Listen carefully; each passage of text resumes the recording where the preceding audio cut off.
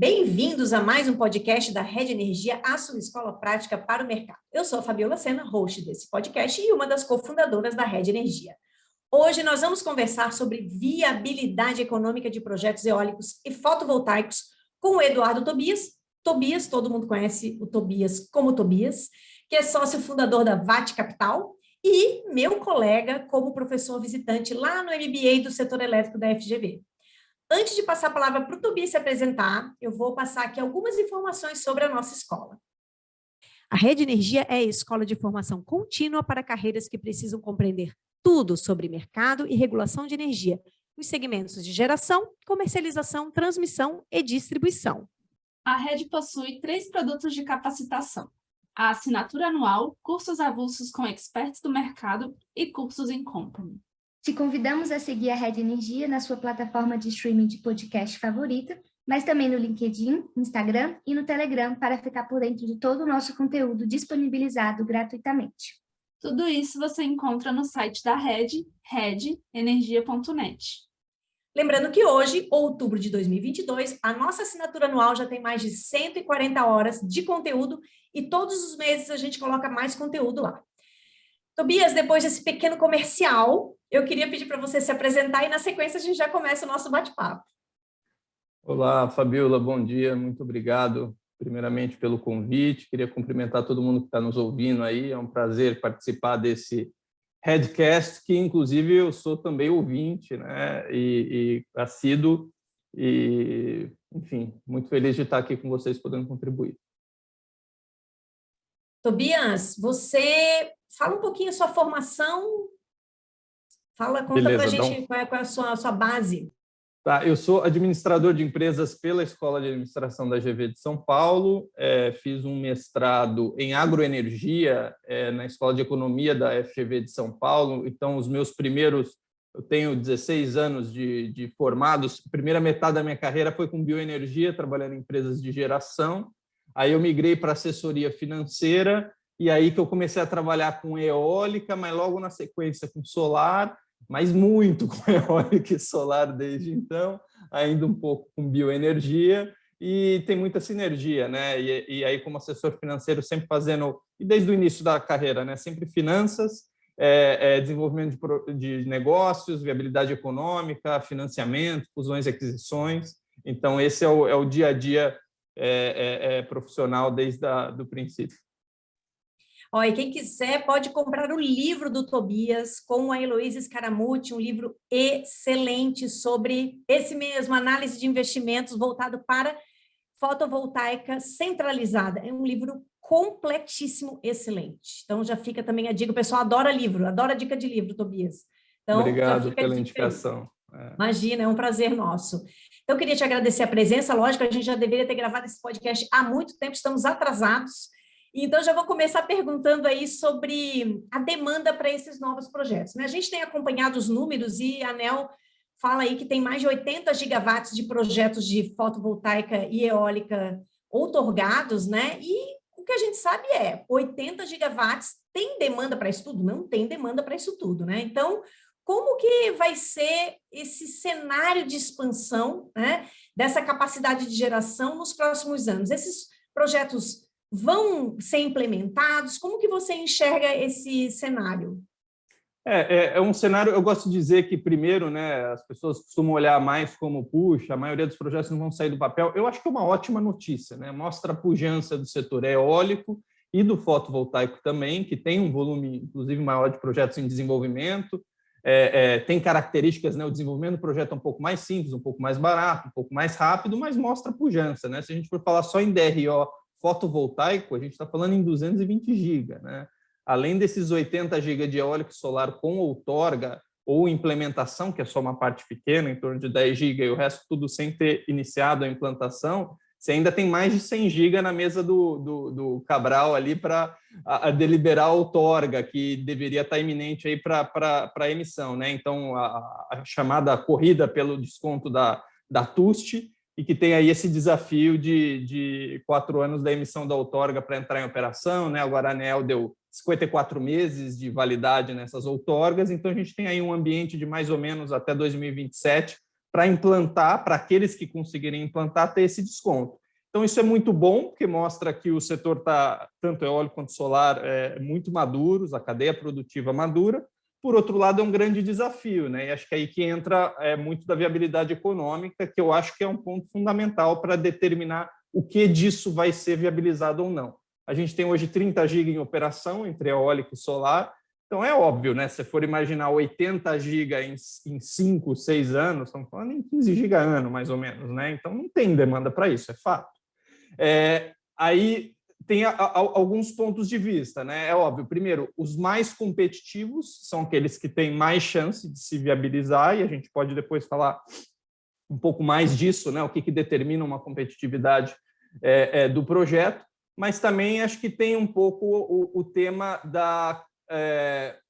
de novos modelos de negócio, né? Já não é novidade para ninguém a preponderância do mercado livre no crescimento do mercado, mas mesmo o mercado livre, hoje, ele cresce tirando clientes do regulado, né? A demanda total como um todo está crescendo pouco, o que cresce vai para leilão de energia nova, metade do leilão de energia nova tem cota para PCH, aí você tem cota para gás natural, então já não sobra muita coisa para eólica e solar, que agora também, desde no LEM A-4 do primeiro semestre, já competiu junto com a eólica, o que tende a ser uma tendência daqui para frente que já ocorre no ACL, né? Então, a grande diferença no ACL é que todas as fontes concorrem em igualdade de condições. Então, eu já vejo mais como um negócio de rouba-monte, né?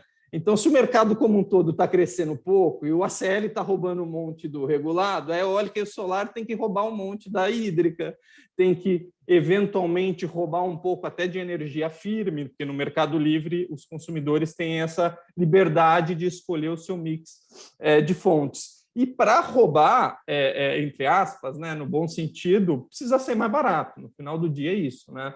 E aí esse é o grande desafio também. E desde 2020, acho que também não é novidade para muita gente, o CAPEX subiu muito das duas fontes, principalmente a fotovoltaica, por ter muitos componentes importados, mais do que eólica. O câmbio desvalorizou bastante, o que também atrapalha, né? Muito disso em função do desarranjo da cadeia produtiva internacional com Covid, mais recentemente impactos inflacionários também, tanto no exterior quanto no Brasil. O custo do dinheiro no Brasil, né? A taxa de juros subiu muito, além da inflação, então isso atrapalha tanto o custo da dívida, que reflete na competitividade do projeto, como também no custo do capital próprio, no custo da oportunidade do investidor, né? Ele quer, para o mesmo risco, hoje ele quer ter mais retorno do que há 2 anos atrás. Tudo isso implica em preço mais alto de energia. Logo, para que esses projetos saiam do papel, precisa ter alguém disposto a pagar esse preço. E aí, de novo, volta. No ACL, as fontes competem entre si. Então, o grande desafio hoje de eólica e solar é buscar o máximo de competitividade possível e entre si, entre projetos fotovoltaico com eólica, eólica com eólica e assim por diante, né? Então, acho que os vencedores vão ser aqueles que conseguirem os melhores, extrair o máximo do seu projeto e, enfim, inovações, seja em estrutura de comercialização, buscando autoprodução para conseguir uma margem melhor nesses contratos, seja via projetos associados para que eles sejam mais competitivos, ganho de escala no CAPEX, pagando menos TUST, enfim, diversos ângulos aqui para serem explorados para buscar uma competitividade maior. Tobias, estou achando que a gente já vai ter que fazer um curso com você lá na escola para explorar esses ângulos aí, hein? Tem muita coisa interessante. Poxa, é um convite? É um convite, um spoiler, convite. Eu gostei do convite, então. Vamos providenciar isso. Vamos fazer isso, muito bom. Aí você falou aí da corrida das outorgas, né? Desse rush que está todo mundo atrás. E tem um ponto que, em relação à competitividade, a gente sabe que o desconto na tarifa de uso, ele foi, né, muito importante, né? E aí, para quem está no finzinho da corrida, né, é um elemento super importante. Mas qual realmente vai ser o impacto desse fim do desconto na competitividade dos projetos que vão vir? Isso realmente vai ser um tema relevante, Tobias? Sim, sem dúvida. Assim, se como está desafiador, né? E não só por causa da sobreoferta e do país crescendo menos do que a gente gostaria, Mas porque efetivamente eólica e fotovoltaica ficaram mais caras nesses 2 últimos anos.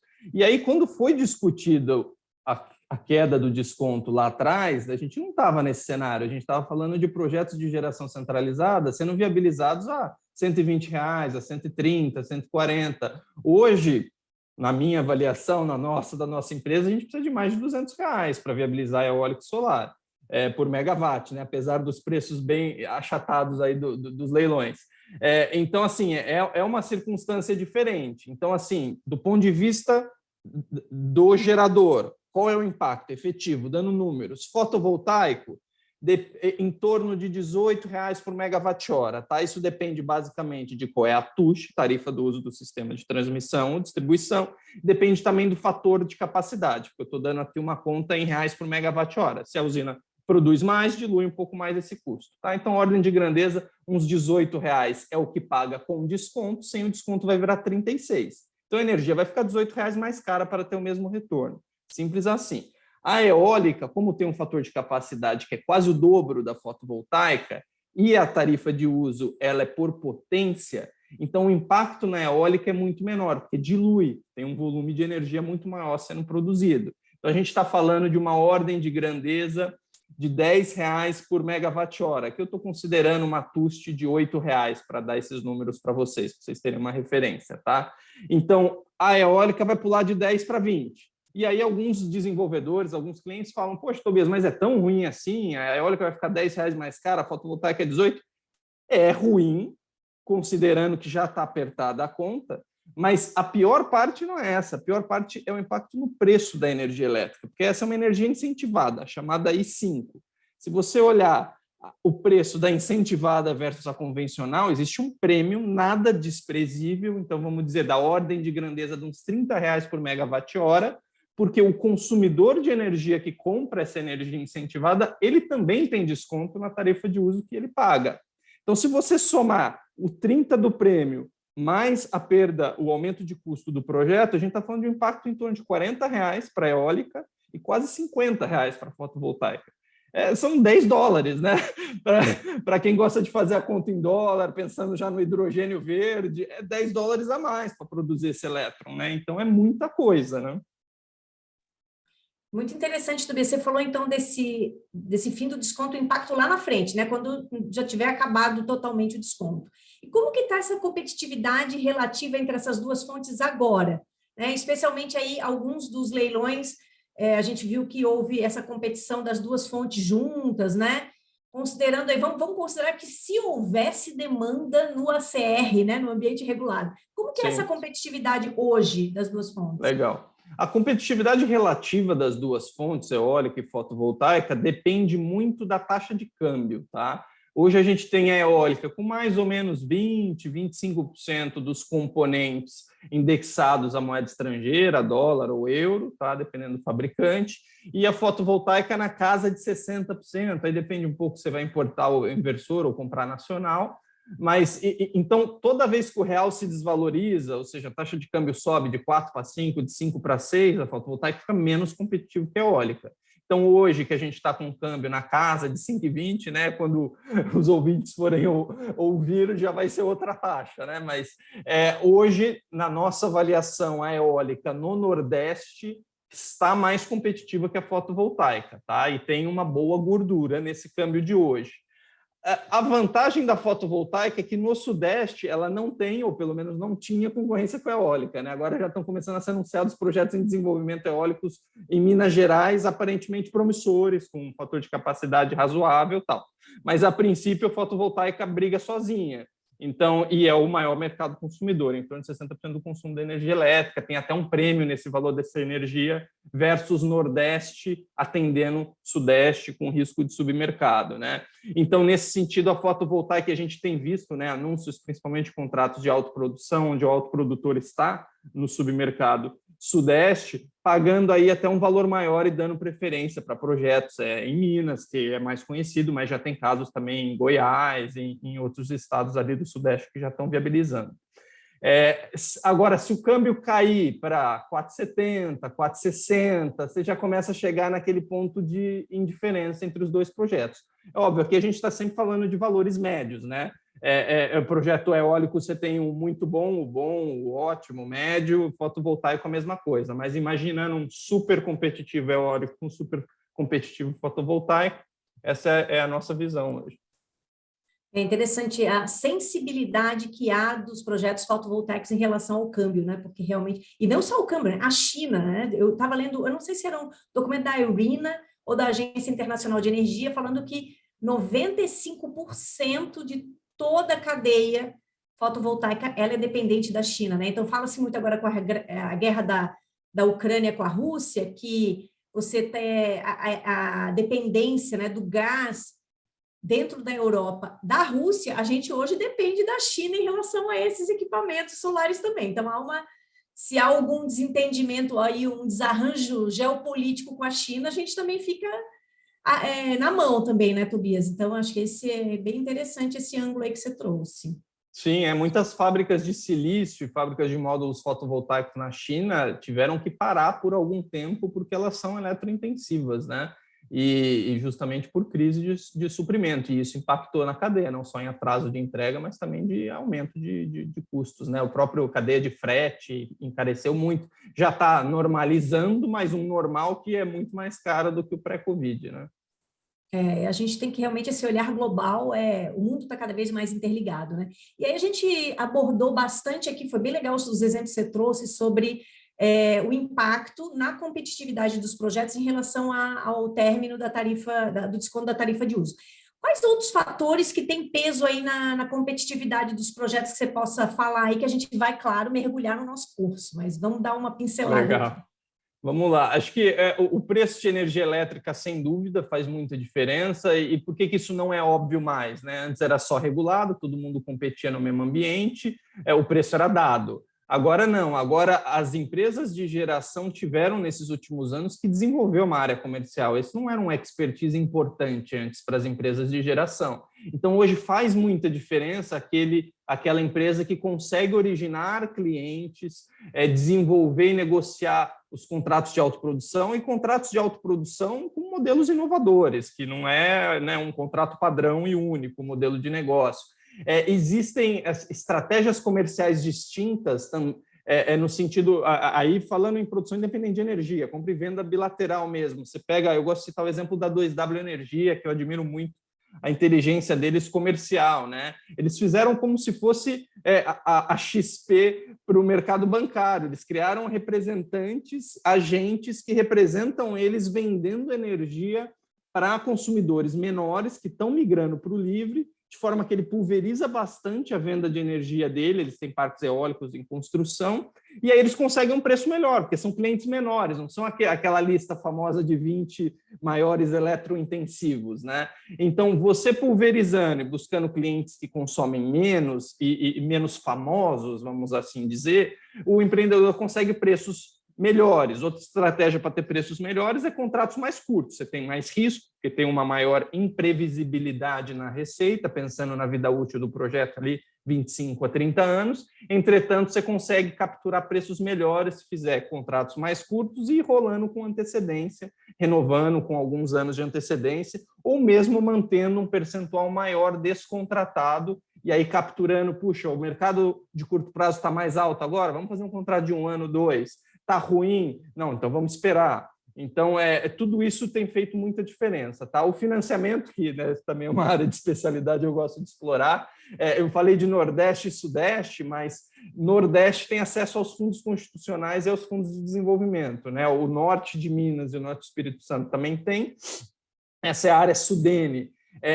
Hoje, os fundos constitucionais e os fundos de desenvolvimento têm um custo de dívida muito mais competitivo que BNDES e debêntures incentivadas, que não são taxas subsidiadas. Né? O BNDES, a partir de janeiro de 2023, vai estar com a taxa equivalente ao mercado financeiro, que é a NTNB, com um prazo de vencimento equivalente ao prazo da dívida que está sendo negociada. E os fundos ainda mantêm subsídios, né? Um fator de desconto em relação a TLP, a taxa do BNDES, que é função da NTNB. Então, estar na área Sudene que não é suficiente, e conseguir acessar esses recursos desses fundos é um grande diferencial. Para você ter ideia, até quem consegue o dinheiro do BNB, do FNE, do Fundo Constitucional do Nordeste, se o projeto está no município prioritário versus no município não prioritário, já faz uma diferença de R$ 5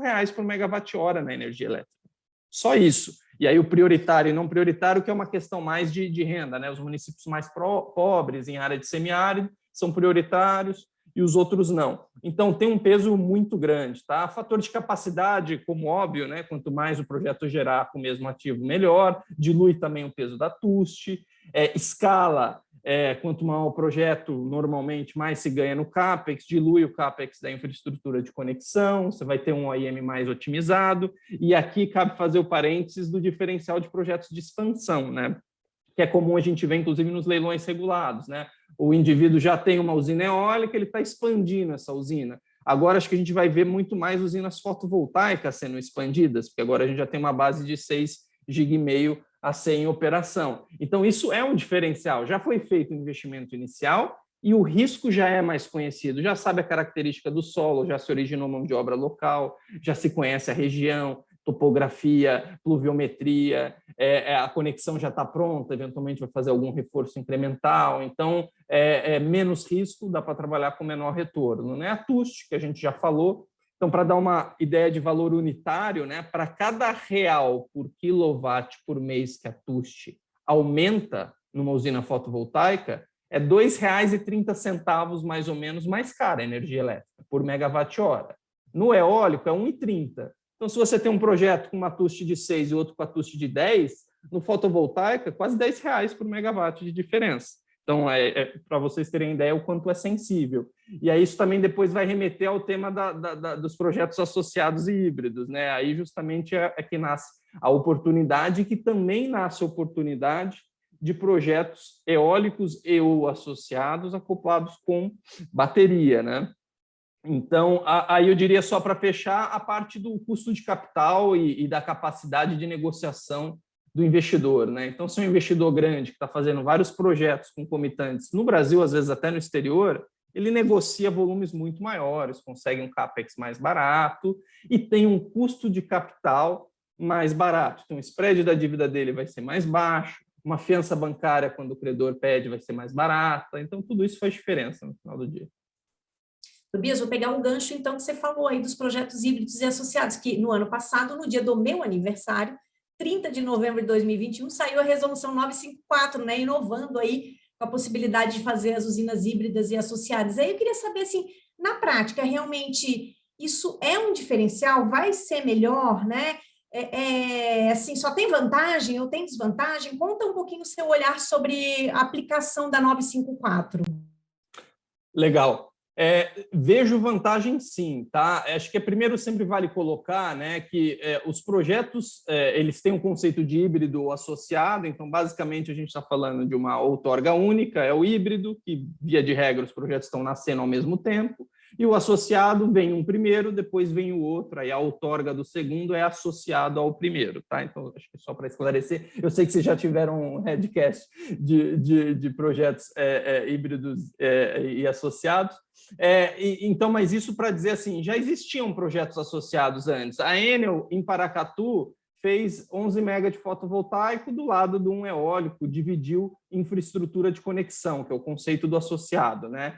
Eles são próximos um do outro e divide essa infraestrutura de conexão. A Voltalen, em Oiapoque, já fez fotovoltaico associado à térmica fóssil, isso há 2014, 2015, é bastante tempo. Sobradinho, a hidrelétrica, tem uma fotovoltaica flutuante lá. Tudo isso foi feito antes da resolução. Então, o que a resolução traz de novo? Porque já era possível fazer isso antes.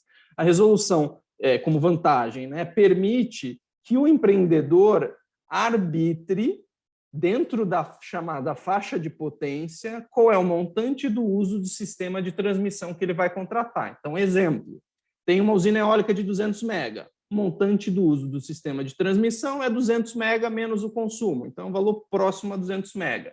Se eu estou avaliando desenvolver uma usina fotovoltaica de 80 mega ali do lado, o MUST dela, o montante do uso, para um novo contrato de conexão dessa usina, se feita independentemente, ia ser de 80 mega menos o consumo. A soma dos dois ia dar 280. Então, o que é a faixa de potência? É o valor entre o maior MUST, no caso 200, e a soma dos dois, 280. Então, o empreendedor pode dizer, olha, eu quero 200, eu quero 240, ou eu quero 280. Óbvio que se ele falar 280 não tem vantagem nenhuma, né?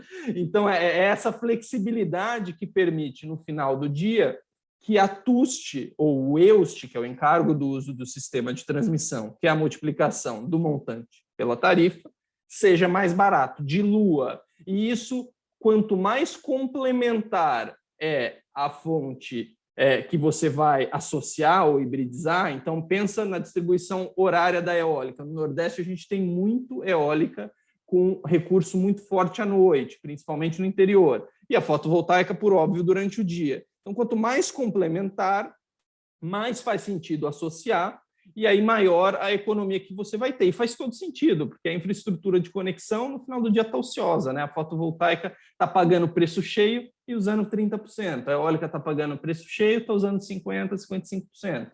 Então, essa é a beleza. E aqui eu estou citando eólica e fotovoltaica, mas dá para fazer qualquer combinação, né? Vejo até como muito promissor desenvolver fotovoltaicas adjacentes a usinas hidrelétricas. Então, não estou falando da flutuante, estou falando ali do lado mesmo, porque a gente tem muitas usinas com áreas grandes em locais com irradiação muito boa, né?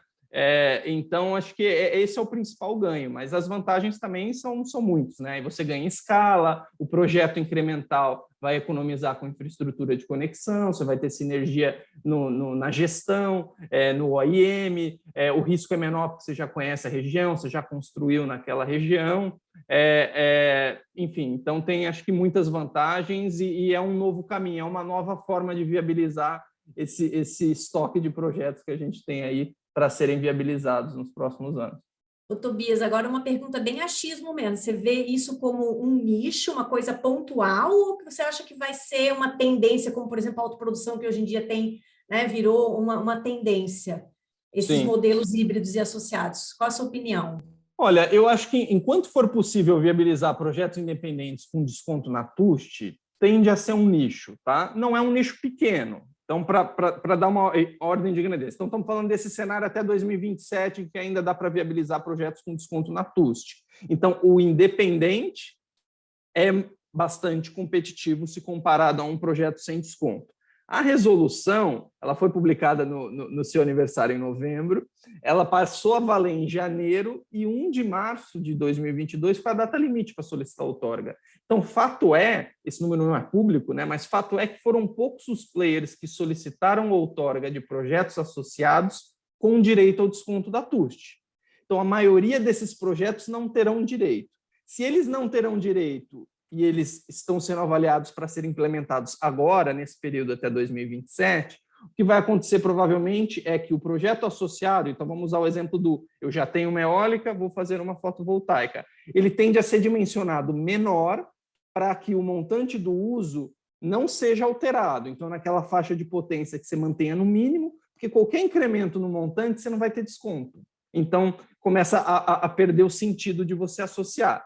Então, a primeira consequência, e acho que foi uma infeliz coincidência, né? Só acabou demorando para sair a resolução, né? É que esses projetos vão ser feitos menores, mas sendo feitos menores, eles pagam zero de tarifa de uso, podem pagar zero. Então, existe sim esse nicho. Fazendo uma conta rápida, assim, a gente tem 23 GB de eólica operacional hoje no Brasil.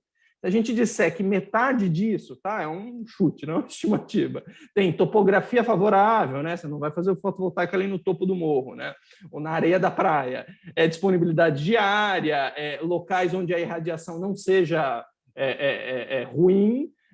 A gente está falando aí de 11,5 GB, supondo que seja 50%.